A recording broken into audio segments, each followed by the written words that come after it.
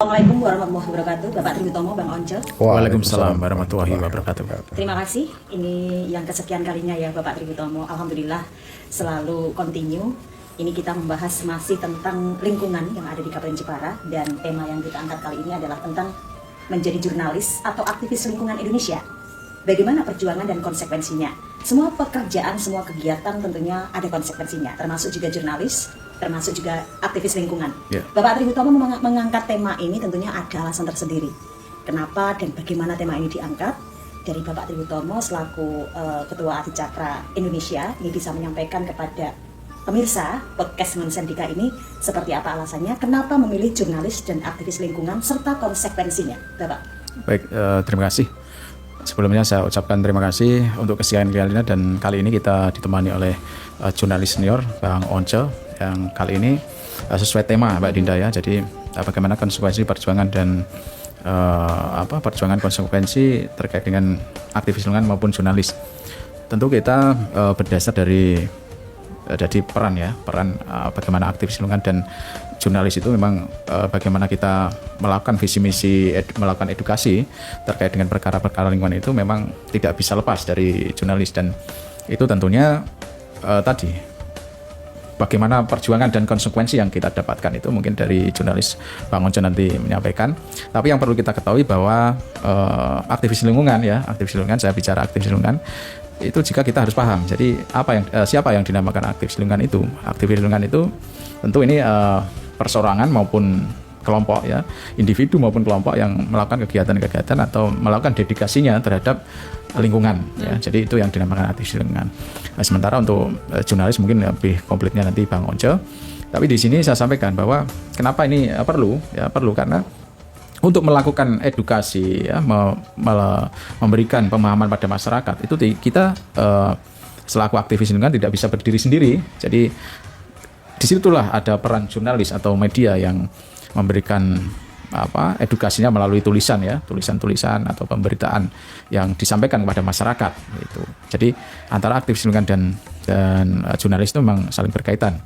Nah, sementara konsekuensinya itu memang bisa ada dampak negatif dan ada dampak positifnya. Jadi apa yang kita lakukan misalnya itu memang dilihat dari dampak positif dan negatif. Nah, itu pasti ada. Ya, jadi kenapa kita harus menyampaikan itu atau kita angkat tema itu ya paling enggak itu sebagai awalan itu seperti itu Mbak Dinda. Ya, baik Bapak Triutomo, sebagai kalimat pembuka setidaknya ya di podcast yang kesekian kalinya ini tentang tema jurnalis dan aktivis lingkungan, perjuangan serta konsekuensinya. Saya pikir tidak hanya sekedar jurnalis, tidak hanya sekedar aktivis lingkungan, semua kegiatan yang kita lakukan termasuk saya sendiri ini juga berkonsekuensi baik negatif maupun positif.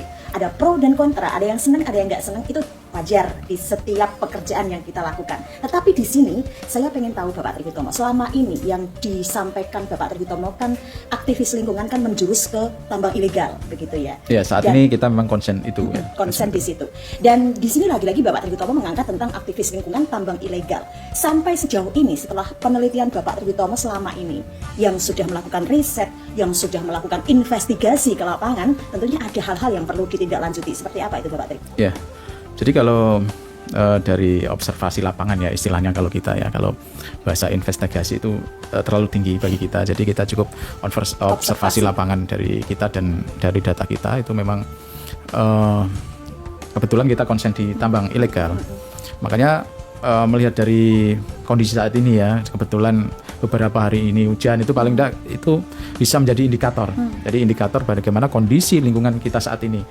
Karena di situ ada dampak misalnya hujan beberapa hari ini, ada titik-titik banjir, genangan air dan lain-lain itu. Tentu kita harus melihat itu dari secara utuh ya, bukan dari misalnya dari menyalahkan infrastruktur atau gorong-gorong atau apa ya. Jadi termasuk konsekuensi itu? Ya, jadi konsekuensi itu memang harus kita suarakan, maksudnya harus kita suarakan. Nah tadi kalau melihat konsekuensi itu kan konsekuensi positif dan negatif ya. Konsekuensi positif misalnya dengan adanya kegiatan seperti ini ya, kita melakukan sosialisasi melalui konten-konten seperti ini ya, paling tidak menggugah kesadaran masyarakat publik ya seperti apa, terus berpengaruh pada pemangku kebijakan dan penegakan hukum, jelas itu ya. Terus yang selanjutnya ini yang positif Mbak Dinda ya, jadi yang positif itu berpengaruh pada ekosistem juga. Misalnya tadi yang saya sampaikan kondisi saat ini tadi ya, bagaimana genangan air itu. Kita juga harus melihat bagaimana debit air ya, ekosistem di situ seperti apa, terus pembukaan lahan di situ seperti apa. Inilah yang kita butuhkan, bagaimana dengan adanya konsekuensi tadi positif ya, dampak positif itu masyarakat mulai sadar, pemangku kebijakan juga tadi melakukan apa yang sesuai dengan SOP-nya atau kewenangannya kan. Jadi hal-hal itu yang kita inginkan. Jadi konsekuensi dan perjuangan itu memang perjuangan sendiri memang tidak mudah. Jadi misalnya kita ya saat ini ya konsisten di tambang ilegal itu juga bukan waktu 1 bulan 2 bulan ya, itu memang memerlukan waktu yang panjang, dan dalam jangka waktu itu tentu kita juga mendapatkan tadi ketika ada dampak positif, dampak negatifnya itu ke kita kan gitu. Dampak negatif lah ini yang sering kita dapatkan ya, dan itulah konsekuensinya dampak positifnya ke masyarakat atau ke orang banyak, sementara dampak negatifnya rata-rata kan ke kita, Mbak Dinda. Iya, seperti itu. Iya, baik Bapak Tritomo, masih dengan Bapak Tritomo di sini tadi saya tergoda dengan kalimat di sini ada banjir, ada longsor. Ini adalah sebuah bukti bahwa menjaga lingkungan sangat penting. Bahkan sejak waktu talkshow yang dulu atau podcast yang lalu, Bapak Tritomo pernah menyampaikan, kasihan anak cucu kita 20 tahun lagi, 10 tahun lagi, atau 30 tahun lagi, nanti seperti apa. Dan saat ini pun kita sudah terjadi bencana, Pak. Jepara sudah ada bencana di mana-mana. Ini itu sudah berada di 10 tahun yang akan datang yang terjadi. Kalau menurut saya, seperti kalau menjurus apa yang Pak Tritomo sampaikan minggu-minggu yang lalu sampai sekarang, dampaknya sudah terasa saat ini. Apa yang harus dilakukan dan gerak cepat yang bagaimana sih Pak? Sebagai seorang aktivis lingkungan yang setidaknya punya opini, punya pendapat, punya solusi, dan selalu beredukasi. Ya, saya kira itu memerlukan kesadaran dari semua pihak. Jadi paling tidak ketika kita sadar akan potensi ya, potensi dampak yang akan terjadi, ya jangan sampai istilahnya kita mengabaikan, ya kita tidak peduli misalnya, karena yang dulu pernah sampaikan itu bukan urusan kita, bukan. Jadi seandainya itu kepedulian dari masyarakat, ya masyarakat sendiri kan perlu kepedulian ya. Jadi tidak abai terhadap kondisi lingkungan yang di sekitarnya, itu tentu bisa mengantisipasi potensi dampak jangka panjang. Kalau kita memikirkan jangka panjang yang akan datang misalnya, tentu itu dimulai dari kesadaran. Oh, ini kalau ini dilakukan terus-menerus ya misalnya, itu akan berjangka panjang yang ke 5 tahun, 10 tahun yang akan datang. Jadi mulai sekarang harus ada antisipasi seperti ini, dan itu memerlukan dari keterlibatan semua pihak, misalnya dari masyarakat sendiri, dari pemangku kebijakan, dari penegak hukum, dari jurnalis sendiri seperti Bang Once yang memberikan tulisan-tulisannya hasil dari temuan-temuan di lapangan. Lah itulah yang kita harapkan. Jadi kita tidak bisa berdiri sendiri, ini harus melibatkan semua pihak. Jadi untuk menyadarkan ini loh, jadi untuk menyadarkan masyarakat bagaimana ya itu termasuk konsekuensi kita. Konsekuensi kita kan tadi yang dampak yang negatif itu ke kita, sementara yang padahal itu untuk mereka, kan gitu, untuk mereka. Jadi kita berupaya edukasi, memberikan pemahaman melalui tulisan misalnya Bang Once atau seperti ini, itu kan untuk mereka gitu. Iya. Gitu. Perjuangan dan konsekuensi, dan inilah perjuangannya. Iya, seperti ini. Baik Bapak Tritomo, terima kasih. Ini setidaknya memberikan penjelasan kepada masyarakat dan juga yang menonton podcast kita semakin memahamilah seperti apa sih seharusnya kita menjaga lingkungan, terutama yang ada di Kabupaten Jepara. Bang Once, halo, apa kabar Bang Once? Baik. Semangat selalu ya Bang. Semangat selalu. Baik, di sini Bang Once selaku jurnalis, tentunya saya tahu dan kami semua juga mengerti bahwa Bang Once ini menggunakan kode etik dan undang-undang pers. Di sini tidak semudah kebiah-uyah apa yang harus dibicarakan, begitu terkait dengan perjuangan dari seorang jurnalis dan aktivis lingkungan, perjuangan dan konsekuensinya selama ini, dan secara pemantau atau yang lagi dipantau saat ini, Bang Once juga melihat ya kondisi lingkungan di Kabupaten Jepara, terutama di tambang ilegal. Lewat pantauan saja Bang, bukan opini tapi komentar lah bersedikit untuk kita semua penyegaran gitu Bang, agar dari jurnalis meskipun pakai kode etik dan undang-undang pers, di sini ada himbauan gitu. Terima kasih Kak Dinda. Pertama memang saya ucapkan apresiasi kepada Mas Tritomo sebagai aktivis lingkungan yang sangat luar biasa sekali. Banyak sekali yang sudah diperbuat untuk Jepara. Kepeduliannya, dedikasinya untuk Jepara ya harus kita apresiasi. Sebagai jurnalis yang memberikan apresiasi itu. Dari segi jurnalis, kami kan hanya tadi kembali, kami tetap mengikuti perkembangan, kami tetap melihat Tapi tadi kami tidak bisa beropini. Tadi yang Mbak Dina katakan, kami tetap melakukan ada kode etik yang harus kami pegang itu, undang-undang pers dan kode etik. Makanya kami perlu narasumber. Kami tetap ketika menemukan sesuatu di lapangan itu, kami tetap bertanya kepada orang-orang yang memang mempunyai wewenang itu, pihak tertentu, misalkan dari kontrol pemerintahan, dari DPRD-nya seperti apa, dari pemangku kebijakan itu seperti apa. Yang paling benar-benar krusial memang kepada aktivis lingkungan itu sendiri, karena aktivis itu kan mereka mengetahui secara dampaknya, pendalamannya. Bahasa kami bukan observasi tapi investigasi ya, investigasi. Investigasi seperti itu. Jadi kami sangat luar biasa sekali. Kami memerlukan narasumber-narasumber yang memang seperti orang-orang Mas Utomo.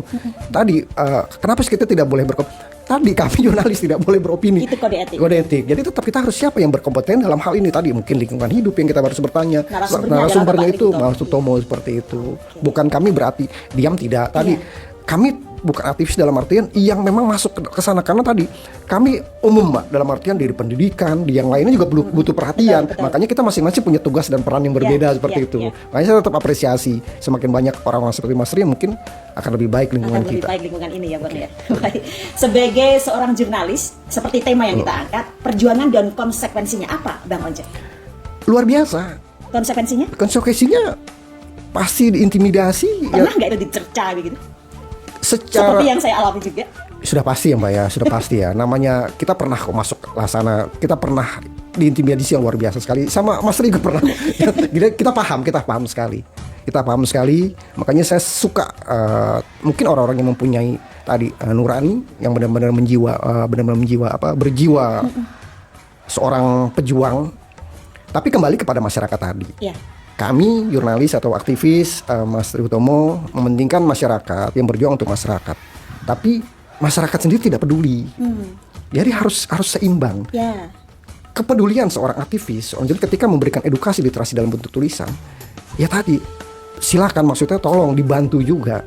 Dibantu dalam artian bagaimana sih tindak lanjut seharusnya dari apa yang sudah diliterasikan sama dalam bentuk tulisan tadi. Apa kira-kira Bang Once? Tidak lanjut tadi kembali kepada lingkungan itu sendiri dan kepada diri kita, masing-masing masyarakat itu sendiri, peduli atau tidak, dimulai kan dari situ.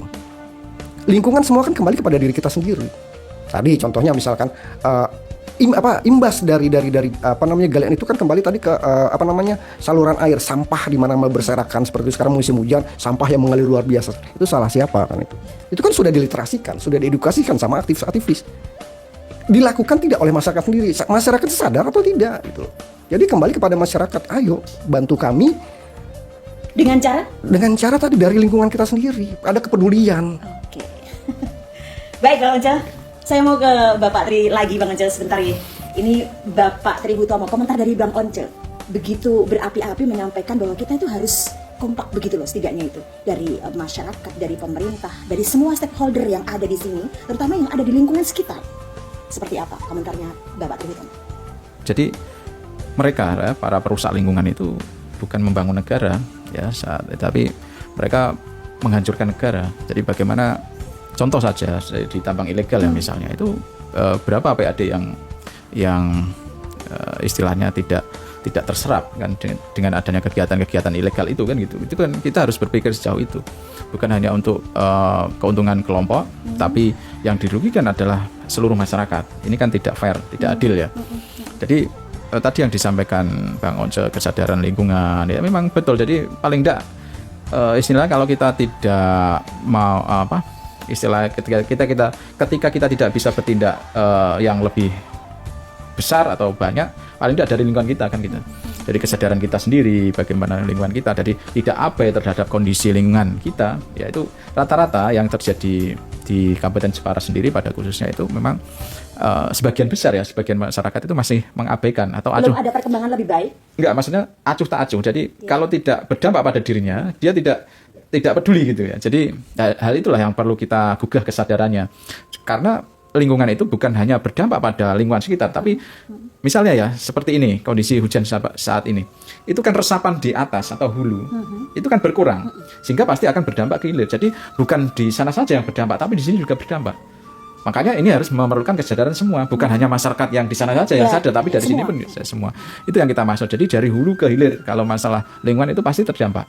Bukan hanya masyarakat terdampak setempat, masyarakat terdampak setempat itu hanya terdampak jangka pendek, tapi jangka panjangnya tetap berdampak pada keseluruhan. Jadi itu yang kita maksud. Bagaimana perjuangan kita, konsekuensi kita. Jadi tadi ada konsekuensi dilihat dari dampak positif dan dampak negatif, ya. Tidak menutup kemungkinan aktivis lingkungan itu juga bisa dikriminalisasi, ya, terjerat hukum, ya, bisa itu. Jadi dengan kekuatan mereka, ya, jadi ada kekuatan yang memang merasa terancam dengan apa yang kita suarakan, dengan kebenaran yang kita ungkap, itu pasti akan merasa terancam, sehingga akan berupaya dengan berbagai upaya, kan gitu. Entah itu eksternal atau internal, itu pasti mereka akan berupaya untuk itu. Jadi kita tidak sudan, tapi itu atas apa yang kita alami saat ini, itu. Ya, dengan perjuangan dan konsekuensi yang kita lakukan saat ini, yang Bapak Triutomo sampaikan kepada pemirsa ini, tadi sempat disampaikan bahwa ada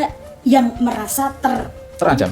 Yeah. Ada yang merasa terancam. Dan beberapa minggu yang lalu juga sempat Bapak Triutomo menyampaikan bahwa di sini bukan orang masyarakat sekitar, tapi pelakunya adalah justru orang luar, begitu ya. Benar ini ya, Bapak Tri? Ya, dilihat dari wilayah mana dulu, ya. Jadi kan kita ada data, jadi tidak semua itu wilayah luar, ya. Tapi kita harus lihat ini di wilayah mana dulu, kan gitu. Kalau kemarin kita lihat di wilayah selatan, Jepara Selatan, itu memang beberapa, ya, tidak semuanya itu dari luar memang, dan mereka berkegiatan di situ.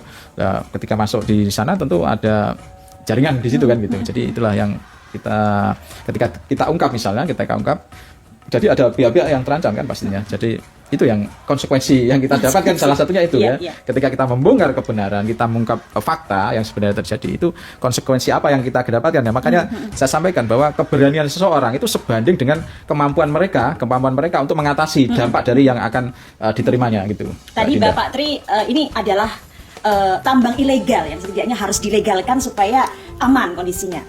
Rumit nggak sih untuk melegalkan itu? Sekali lagi saya bertanya, rumit nggak ini? Kok kenapa sampai sekarang masih ada gitu loh tambang ilegal? Sebenarnya kalau rumit tidaknya itu kalau dilihat, ya, sesuai regulasinya itu tidak rumit. Cuma di sini ada faktor X yang memperumit itu, ya. Entah itu informasi yang salah kepada pelaku tambang ilegal atau memang yang sengaja mempersulit karena di situ ada keuntungan. Apakah harus ya. mengeluarkan biaya yang gede gitu? Saya kira enggak, ya. Jadi enggak. Karena misalnya itu biaya reklamasi dititipkan, ini titip, ya, bukan diambil. Itu bisa diambil setelah tambang itu selesai kalau itu legal, ya.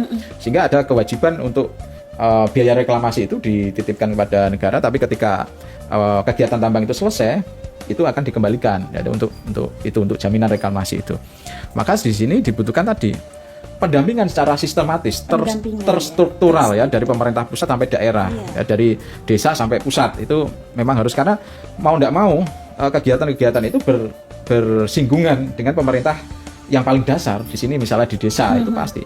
Jadi ya sempat lucu juga ketika kita di persidangan, misalnya di pemerintah desa itu tidak tahu, padahal itu sudah berkegiatan berbulan-bulan atau bertahun-tahun, ya, itu kan Indonesia. Ada indikasi keuntungan kalau begitu, ya? Ya, itu ada di situ, ya. Tapi yang kita harapkan itu paling tidak masyarakat dan pemerintah desa atau pemerintah dasar sampai pusat atau terstruktural tadi itu secara sadar bahwa kegiatan-kegiatan itu tidak dibenarkan secara hukum. Dan andaikan itu dilegalkan, itu pasti ada PAD yang masuk, kan, gitu, Bang Onjo. Jadi PAD yang masuk ini, ya, ini yang kita pikirkan. Jangan sampai itu ilegal, tapi yang mendapatkan keuntungan itu adalah kelompok-kelompok tertentu tadi, ya, oknum-oknum tertentu tadi, kan gitu. Berarti ini oknum. Iya. Jadi makanya itu harus perlu kesadaran semua pihak, termasuk peran dari jurnalis sendiri. Kebetulan ada Bang Once di sini, ya, paling tidak itu kita dorong, ya. Oke, itu. Bapak Tri, Bang Once, sudah kelihatan sekarang ini adalah pelaku oknum, dan di sini diharapkan yang ilegal menjadi legal agar semuanya bisa, tadi disampaikan Bapak Triutomo, aman, dan ada di sini ada perlindungan, kemudian dari pihak pemerintah juga bisa melakukan hal-hal yang lebih baik untuk lingkungan, terutama yang tambang ilegal. Komentar sedikit, Bang Once, tentang hal ini sebaiknya seperti apa? Itu sangat luar biasa sekali sebenarnya yang Mas Triutomo sampaikan sebenarnya. Jadi perizinan itu tidak sulit, kan, seperti itu. Edukasi literasi kepada masyarakat dalam hal ini, kan, masyarakat kadang-kadang kan tidak mengetahui bahwa itu mudah sebenarnya tadi disampaikan. Itulah perlunya birokrasi setingkat desa harus memberikan mempermudah perizinan tadi agar tadi efek imbasnya tidak kemana-mana dan akhirnya pemerintah sendiri mendapatkan PAD. Nah dalam hal ini kan tadi kami jurnalis sendiri tidak melalu harus menjustifikasi, tapi tadi memberikan solusi. Nah, ini kan suatu yang sangat luar biasa sekali. Ketika Anda melakukan pelanggaran ini konsekuensi seperti ini loh, Anda kena hukum. Tapi kenapa tidak diurus secara perizinannya kan itu? Kalau tadi disampaikan ada oknum, gimana komentar dari seorang jurnalis dengan kode etiknya? Oknum tadi kalau memang tadi kembali kepada penegak hukum di situ kan, kembalinya ke sana. Tindakannya seperti apa gitu. Kalau memang tadi Mas Tri Hutomo sebagai Aji Cakra dalam hal ini bisa membantu perizinan, kenapa tidak melewati itu, bisa dilaksanakan kan dipermudah. Mungkin usulan saya sebagai jurnalis, jika Anda memang tidak tadi ilegal tadi, ya sudah, kalau memang tidak bisa secara birokrasi melalui Aji Cakra yang bisa memfasilitasi agar regulasinya tetap berjalan seperti itu. Gitu. Jadi ya, solusi ini kan memberikan solusi, bukan kita dalam artian promosi, tapi tidak. Tapi bagaimana pemerintah kabupaten dalam hal ini pun atau desa mendapatkan pemasukan dari PAD? Karena dalam tulisan saya, ketika saya bertanya tambang ini seperti apa di Para ini, ya sudah sangat krusial. Dan salah satu anggota DPRD bilang itu sudah kami laksanakan sejak 2019 agar pemerintah bisa mengelola itu, agar bisa melegalkan. Kenapa? Agar PAD bisa masuk ke pemerintahan daripada main kucing-kucingan kan seperti itu. Ya. Seperti ini. Jadi bagaimana pemasukan itu bisa menambah PAD? Kalau legal kan aman, ada PAD, semuanya bisa terlindungi gitu ya. Meskipun ada hal-hal yang atau ada oknum-oknumnya kan itu kan seperti itu. Baik Bang Once, terima kasih, nanti bisa disambung lagi dari sini. Timbul rasa pengen tahu nih saya secara pribadi dan mungkin masyarakat yang sudah sering menonton Bapak Tri Hutomo dan menyaksikan Bapak Tri Hutomo ya. Konsekuensi dan juga perjuangan yang Bapak Tri Hutomo lakukan selama ini di aktivis lingkungan, terutama mengerucut ke tambang ilegal melalui Ketua Aji Cakra Indonesia. Kenapa selalu konsisten di sini? Bahkan Bapak Tri Hutomo tahu ya konsekuensinya sangat berat di sini. Tetapi berbulan-bulan atau mungkin sudah 1 tahun lebih ini bergelut di sini di aktivis lingkungan dan juga mengerucut ke tambang ilegal. Kenapa nggak berpindah dan kenapa masih setia di sini? Kalau ada konsekuensinya, kenapa masih tetap di sini? Bapak Tri Hutomo mungkin bisa memberikan alasan? Ya jadi salah satu alasan kita konsen di tambang ilegal itu memang sampai saat ini itu belum ada yang mau mengungkap atau memberikan edukasi terkait dengan kegiatan-kegiatan tambang ilegal. Entah itu dampak itu kan dampak pada mereka, misalnya konsekuensi hukumnya, konsekuensi dampak lingkungannya. Ini sifatnya membantu kan? Iya, jadi mereka yang ingin dibantu. Kita mengadvokasi, istilahnya kita konsen dalam tambang ilegal ini. Salah satunya itu kita melihat jangka panjang, bagaimana tata ruang di Jepara seperti apa. Ketika Perda sudah ditetapkan misalnya, tapi itu tidak dijalankan. Bahkan kemarin di 2 titik yang kepenertiban minggu kemarin itu di luar kawasan tambang, itu kan hal seperti itu harus kita luruskan. Jadi supaya apa, dampak jangka panjang ini kan berdampak pada generasi yang akan datang, itu ekosistem yang akan datang di Jepara seperti apa, tata ruang kalau tidak dikelola secara baik itu pasti nanti rancu. Ya misalnya yang bukan kawasan tambang tapi itu diperuntukkan untuk tambang, padahal itu untuk pemukiman misalnya, itu kan nanti rancu. Padahal itu kawasan perkebunan misalnya tapi digunakan tambang, itu nanti rancu. Nah, kenapa kita konsisten di sini dengan segala konsekuensinya? Ya itu tadi salah satunya jangka panjang. Ini harus ada yang memberikan edukasi atau memberikan pemahaman-pemahaman yang baru pada masyarakat. Mungkin selama ini banyak yang tahu misalnya, tapi tidak mau memberikan edukasi atau pemahaman yang lebih luas ya ke masyarakat. Itu yang kita butuhkan. Padahal ketika itu dilakukan ilegal misalnya, itu dilakukan untuk mendapatkan keuntungan satu kelompok atau hanya kelompok tertentu, tapi dampaknya luar biasa kepada semua masyarakat, semua wilayah ya. Ya itu yang harus kita luruskan gitu. Sampai sekarang ini kita konsisten di situ gitu. Oke, Bapak Tri Hutomo, menyambung dari yang disampaikan Bang Once, saya juga timbul pertanyaan nih Bapak Tri Hutomo tentang di sini loh ada Ketua Aji Cakra Indonesia yang siap membantu dan siap ikut menggandeng yang pengen dibantu begitu. Berarti secara tidak langsung Bapak Tri Hutomo ini siap ya kalau misalnya ada yang menghubungi Bapak Tri Hutomo kemudian dibantu yang dari ilegal dilegalkan?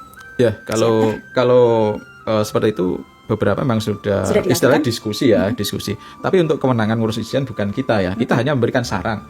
Misalnya mereka tambang saya seperti ini misalnya. Ini kira-kira itu instansi mana-mana atau jalurnya seperti apa, persyaratannya Selama apa ini sudah dilakukan seperti itu? ada. Jadi ada beberapa yang mereka ilegal, terus konsultasi istilahnya, ya kita arahkan. Silakan menghubungi dinas-dinas ini. Jadi kita arahkan kan Pengarahan. gitu. Jadi bukan kita yang ngurus Ya. ya, tapi kita hanya membantu tadi. Misalnya ada yang sharing, kira-kira persyaratannya apa gitu, ya. dengan luasan segini ya, di titik koordinat ini misalnya, apakah ini bisa untuk kawasan tambang atau tidak. Itu memang ada beberapa yang konsultasi, tapi kembali lagi kita bukan berwenang, tapi kita serahkan kepada pejabat atau instansi yang berwenang. Tapi untuk ngurus itu. setidaknya Bapak Tri Hutomo dari Ketua Aji Cakra Indonesia sendiri ada dong seperti yang Bang Once sampaikan tadi, undang-undang Aji Cakra dan kode etik Aji Cakra ada dong.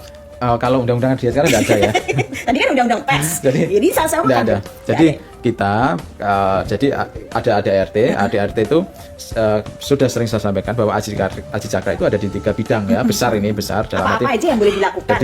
Jadi terkait kita mengadvokasi terkait dengan permasalahan kebijakan ya, permasalahan lingkungan dan diskriminasi hukum. Ini ada tiga Oke, itu yang ya. bisa dilakukan. Dan misalnya tadi ada pelaku tambang ilegal yang konsultasi, monggo sharing kan, istilahnya diskusi. Paling enggak ketika mereka sharing, sudah ada itikat baik bagaimana untuk mengetahui sing legal itu seperti apa kan gitu.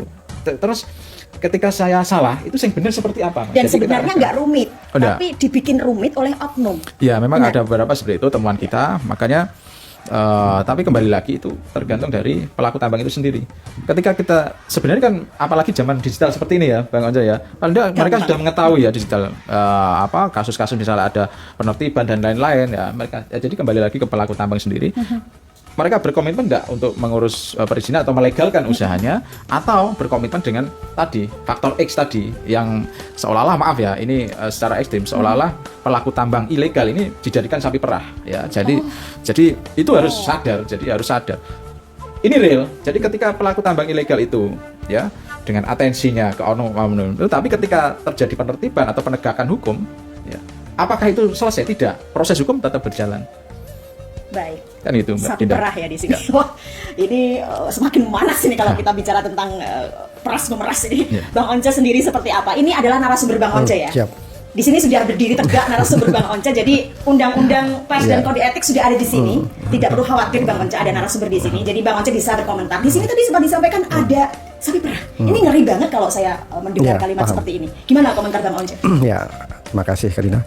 Dalam hal ini mungkin terkait dengan hal itu, memang masyarakat kan kurang mendapat literasi tadi apa yang disampaikan Mas Tri. Ya mungkin bagi pelaku juga menginginkan, berharap ada pengawalan dalam pendampingan, karena tadi ketika oknum-oknum tadi dipersulit dari tim advokasi itu kan bisa melihat kesulitannya di mana, permasalahannya apa. Kalau memang ada kesalahan di kan itu bisa diperbaiki seperti itu. Tadi agar tadi membenahi oknum-oknum tadi yang mempersulit tadi. Karena kata Mas Tri kan memang itu mudah, kan maksudnya bisa kalau memang regulasi dijalankan bisa, nggak rumit kok seperti itu. Jadi berharap, mungkin saya mewakili di sana, saya melihat di sana ya kawal gitu. Iya. Jangan dilepas, dalam artian membantu ketika surat ini sampai di mana, disposisi kan seperti itu ya. Disposisi ya itu harus diperjelas, dibantu ini harus diselesaikan gitu. Agar tadi mereka ini ingin ilegal, ingin membantu pemerintah dalam mendapatkan PAD kan seperti itu kan. Ya harus dibantu, harus dikawal. Dikawal Bapak Tri, jangan dilepas kata Bang Once. Ayo gimana nih Ya, Bang Once? makanya- Perjuangan dan konsekuensinya sebagai aktivis lingkungan di tambang ilegal. Iya, jadi kembali lagi saya sampaikan bahwa kita sebagai aktivis lingkungan tidak bisa berdiri sendiri. Semua ada peran masing-masing, dari masyarakat sendiri, ada pejabat yang berwenang sendiri, pemerintahan terstruktural dari pusat sampai daerah ya, terus ada penegak hukum, terus ada jurnalis ya. Itu memang harus bersinergi kalau memang kita serius ya. Kita serius dalam bagaimana membuat solusi, menyelesaikan permasalahan ini ya. Menciptakan solusi itu kan harus ada berbagai ya, bersinergi dari berbagai pihak itu.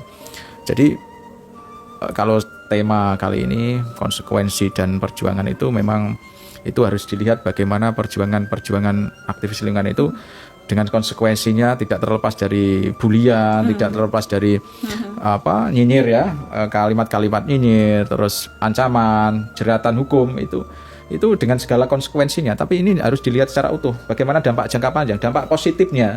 Itu kan dampak negatif itu kan ke kita tadi Mbak Dinda, tapi dampak positifnya ke pemerintah ada PAD, kegiatan itu bisa menjadi legal, paling tidak ada kebijakan dan hukum itu bisa diterapkan secara baik kan gitu. Itu kan dampak-dampak positifnya. Nah, cuma kadang itu tidak sebanding dengan apa yang dampak negatif yang kita dapatkan. Jadi peran-peran masyarakat sendiri. Jadi bagaimana kepedulian tidak abai terhadap lingkungan itu yang kita harapkan. Jadi faktor terkuat itu adalah kesadaran masyarakat, kesadaran lingkungan, tidak abai terhadap lingkungannya, itu yang faktor terkuat Mbak Dinda. Faktor terkuat adalah kesadaran masyarakat tidak abai terhadap lingkungannya. Terima kasih Bapak Tributomo, Bang Once. Kami menyoroti ya, ini tertarik dengan kolaborasi sinergitas. Tadi Bang Once sempat menyampaikan sinergitas yang dilakukan Bapak berdua ini, Bapak Tri, Bang Once. Nggak mudah loh ini menyatukan antara jurnalis dengan aktivis lingkungan. Terkadang itu ada gesekan, tapi ini kompak banget kalau kami melihat. Bang Once, komentarnya bagaimana untuk menutup podcast ini? Closing statement Bang Once, silakan. Oke, terima kasih. Aktivis dengan jurnalis mungkin kami berjuang untuk publik, untuk masyarakat. Tapi kembali kepada masyarakat.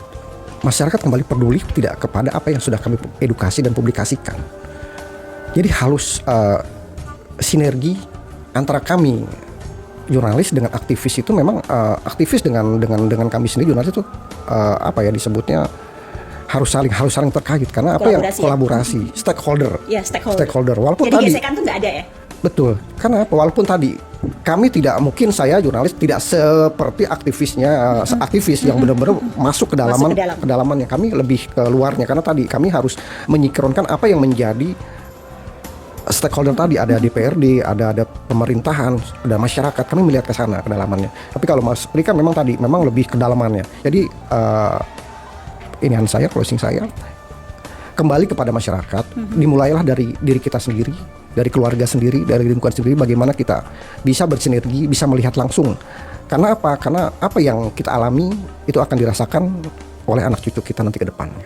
Tetap jaga lingkungan, tetap waspada, tetap peduli. Apa yang kita alami berdampak pada anak cucu Betul. kita. Kita harus waspada dan peduli. Khususnya di lingkungan. Terima kasih Bang Once. Sangat menginspirasi dan semoga ini menjadi solusi terbaik.